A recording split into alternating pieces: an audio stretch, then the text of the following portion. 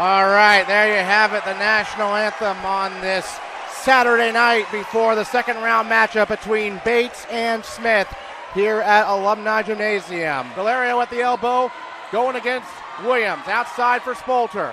Spolter from 15, from the elbow. It's in and out and back in again. Sophie Spolter, it's 2-0 Bates. Hicks in the right wing, over to James, now back to Hicks. They'll feed Delario again. Delario outside. Hicks going to measure up a deep three. Ring it up. Maya Hicks and the Bobcats lead 5-4. Sarah Hughes, hands off for James in the right wing. James kicks it out. Hicks for three again. Oh my! It's Maya Hicks early for the Bobcats. They lead 8-4.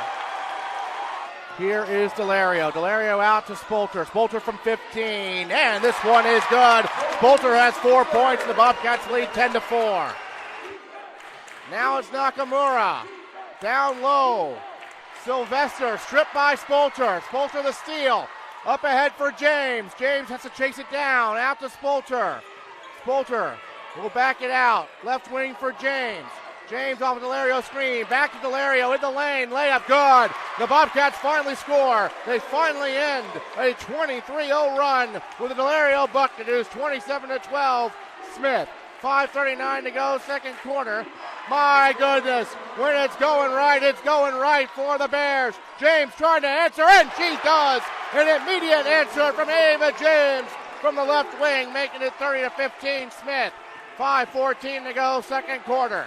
Down by 17 points. Spolter the runner. It's good. Spolter's got 6. It is 32-17 Smith. Spolter directing traffic.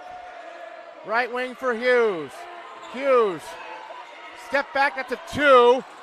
And it rolls in for Sarah Hughes, a long 2. 32-19 Smith. Spolter brings it up for Bates. Spolter drives. Spolter the blow by. The layup is good. 35-21 Bears. One halftime adjustments will be made for Bates. It's Delario in the lane. It's good. The shooter's roll for Elsa Delario. She's got 4.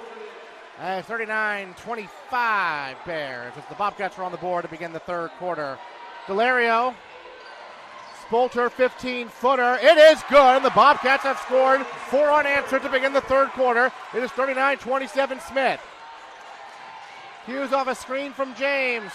Out to Hicks, who hit a couple in the first half. She's got another. Maya Hicks has 9 points in this game as she knocks down another 3. 11-point lead for Smith. She's been huge. She's made 3 threes. She finds a wide open Sarah Hughes, who makes the layup. It is 41-32 Bears. 7:56 to go, third quarter. Here come the Bobcats down by 9. Hughes on the move. Hughes to Hicks. Pump fake, and the drive, and the layup. It's good! It's a 7-point game with 7:28 to go in the third. 51-35. Lambo the drive, and the answer for Lily Lambo on the layup. 51-37. They've shut down Hughes with Martin so far. Here's James, near side Brown, extra pass, Delario layup, and it rolls in for Delario. She's got 6, and the Bobcats are within 10. Brown hands off for James. James finds Kuntz. Kuntz back to James. Layup is good. What a give and go there. Back to a 10-point lead for the Bears. 8 on the shot clock. Lambo calling for it. Lambo looking to drive. Lambo the scoop. No. Kuntz the follow. And it rolls in for Petra Kuntz. 10-point game. 9:25 to go. Hicks inbound for Delario. Delario bracketed. Out to Spolter. That's a long 2. It is good. Bates has a shot. It's a long shot, but they have a shot. Lambo the steal! Lambo, coast to coast! Yes! The closest they've been in the second half, 6-point game. They have not been closer than 6 in the second half. Spolter off a screen, a couple screens here. Spolter a long 2, and it's good! It's a 4-point game! 2:42 left. Lambo to inbound from the far side. Bates down 3, 46.5 seconds left. Gets into Spolter. Again, you don't need a 3, but you would love a 3. Spolter driving, kicking. Here's Hicks for the tie! Ring it up! She did it! We're tied at 60. Got to get back on defense. Nakamura, time, out, Smith! What a comeback! I don't believe it! The junior going to work, guarded by Hughes. 15 on the shot clock. Martin. A lot of dribbling now off a Hackney screen. Outside Johnson for three. Back iron. Long rebound Maher. Maher short. And out of bounds to Bates with 5.6 seconds to go. She gets it in for Delario. Gotta hurry with 4. Hughes on the drive. Stripped out of bounds. And this time runs out. We're going to overtime at Alumni Gym. Bates down by a bucket here in overtime. Spolter off a screen. Spolter dribbles to her right and kicks. Lambo finds Delario. Hackney's got 4 fouls. Make it 5! Scoring on the foul! Hughes now. Hands off for Lambo. She'll drive. Lambo scoring on the foul!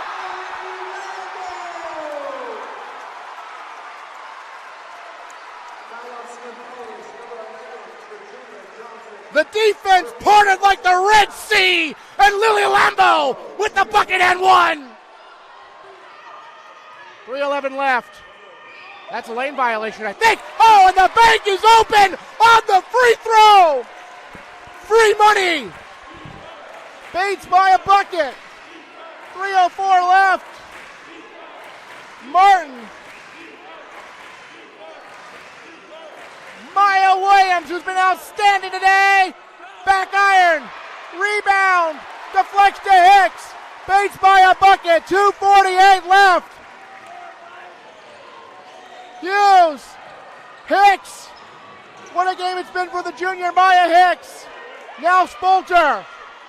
50 on the shot clock. Bates by a bucket. Spolter the crossover. Extra pass. Ring it up. Oh my! Maya Hicks! A game of her life! The game of her life! Maya Hicks has done it again! She has made 5 threes and has 17 points! They were down by 6 in overtime, with 29 seconds left in overtime. And now they have the ball down 2. Here's Johnson. Off a screen from Hackney. Driving. Off a screen from number 24, Sylvester. 3, no good. Ball deflects out. Hughes has it. They call a foul. Is there any time left? There might be less than a second left. One more and this one will be over. Sarah Hughes for the win. She got it. Bates just cannot foul anybody. And Bates is going to the Sweet 16. In one of the greatest comebacks in program history, if not Division III women's basketball history. Down by 18. They win 74-70. In overtime, and the Bobcats are headed back to the Sweet 16 for the second time in the past 3 years, and the 4th time in program history. I've been here 11 years. That's the greatest game I've seen at Alumni Gym. I don't know about you, Coach. Yeah, Aaron, I'd just like to say, like, that's a tough thing to say given the games that we've already had in this gym, particularly one where we clawed back from a comeback. But yeah, I mean, just as a team, we just talked about obviously the resilience of just feeling like it's never over until that final buzzer sounds, and the way they stay together through that, and just keep believing and being really committed to who we are and what we want to do. And they more than weathered that storm. And I think, Smith was really keying in on a couple of our players who have led us the last couple games. Obviously, Sarah and Elsa just are leading scorers and some key players. And that's been the story of this team all year round, like all year long, is that we're deep and people step up. And these two sitting right next to me here stepped up big time to get that win for their team. I have a question about what shifted for you guys coming out of the halftime. It was kind of a tough second quarter. So how did you guys generate offensive momentum and defensive stops coming into the third? I mean, what we talked about in at halftime is just, I mean, we felt like we got to good shots and we had good opportunities and we weren't finishing them. So it was kind of about, we were saying like we felt like the pace and it felt a little more chaotic than the actual numbers showed. Like we weren't turning the ball over. We were getting to the shots that we wanted. So we felt like we just needed to settle in and finish the shots that we were getting. And I thought our team did a good job of capitalizing on that. And we did shift some of the stuff we were running to be a little more like attacking in transition. And we are always keyed in on our pace. So we tried to get more going in transition. Thank you. Mm-hmm. Yeah, that three-pointer that tied up the game, that was awesome. What was going through your head right after you sunk that? Honestly, I was just praying we would get a stop in the next possession. The whole theme that we've had this year has really been a one-at-a-time mentality. And I think that's something that we took extremely seriously after we came out of half, is just knowing, again, like Coach said, it's never over till it's over. So after I hit that three, I was just looking at my teammates. I was like, all right, guys, we just got to get a stop, and then we just got to get another score. So really, it's just that mentality. Yeah. That's awesome. You guys overall move the ball like pretty well. I noted that this is a pretty like unselfish team. And I guess like to going off of your point, how did your team create those scoring opportunities for both of you guys? I think like our biggest goal is to win. Like there's no one on our team that's like, I want to score 15 points. Like I want to do this. And like, yeah, our biggest goal is just winning. And we know that moving the ball and sharing it is the best way to get that. And yeah, I guess that's what we did. So this might be your last game. Well, this is your last game in Alumni Gym. This might be yours as well. How are we feeling about that? I think this is the best way we could have gone out. No better way. No better way. We were all just saying that like before the game, at half, after the game. Like this gym is something really special. This community is something really special, and so is this team. And no matter like what happened in that game, we just wanted to make every little second count, and it happened to work in our favor. Yeah. And to that end, do you think alumni magic is real? Absolutely, 100%. Yeah, definitely. That's great. Anything else? That's all for me. Can you talk about, I mean, expanding on that a little bit, the decibel level in there was outrageous. Just how does that propel you in the moment, and then especially in overtime, just give you that feel, seeing the student section, all of that? I mean, it's everything. Like at halftime, we were talking about like a play we're running, and we don't really have a hand motion for it. And I was like, I'm doing this. Like we gotta, like nobody can hear what I'm saying. So like that, but it's just everything, like the community and everyone showing up. Like it was even better than yesterday. Like I don't know how it was better than yesterday, but it was. And just everyone showing up and cheering. It was great. And you had 20 points yesterday, 20 points again today. Just what is it about these big time moments in the NCAA tournament where you are able to really turn things on? I don't know. I mean, I just came in, like I said yesterday, like with the mindset of like my shots are going to go in and I'm going to be aggressive, and my teammates got me open and everything. So just being aggressive and wanting to win, have some senior magic a little bit, alumni magic, community, everything. Everything goes into it. And for both of you, I forget the number on the other team, but just she was using her height in the paint and you know, getting a lot of offensive rebounds. Just what was it like dealing with that and sort of trying to contain that throughout the game? I really think it's just having our backs for our post players down there that were dealing with that physicality. Super strong player that was using her size well, and we just had to have each other's backs there. That's definitely an adjustment that we knew we needed to make. Sorry, excuse me. But I think it was just a key focus for us to rebound, because that's what propels us forward offensively. How are we feeling going into the next round? What kind of mentality are we bringing into it?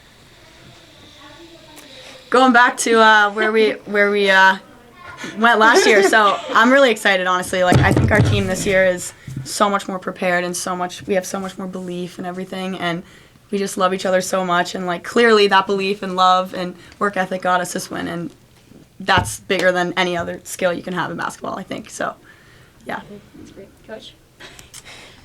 Yeah, I think Maya spoke to it. One of our three kind of values, visions this year is one at a time. So I think when you're competing, when you're really kind of chasing anything that's really important to you, and you have that vision, because you have to have it to get there, but it's sort of like, how do you manage that every single day in the process, right?